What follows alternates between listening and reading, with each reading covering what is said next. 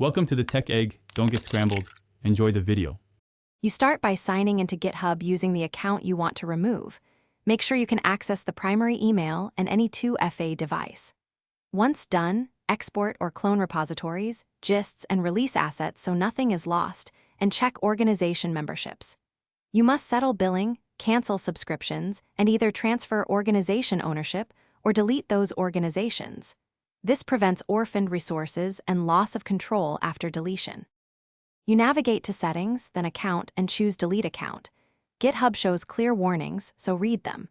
Next, re-enter your password and supply the 2FA code to prove it's really you.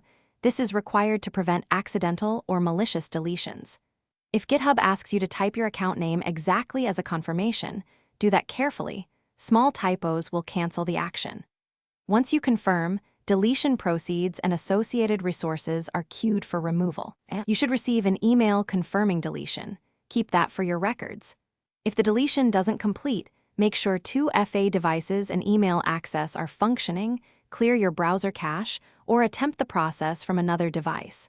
If problems persist, contact GitHub support with account and billing details so they can assist.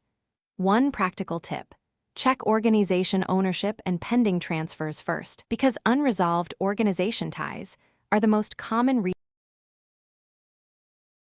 Thanks for watching. Consider subscribing if I helped unscramble your problems.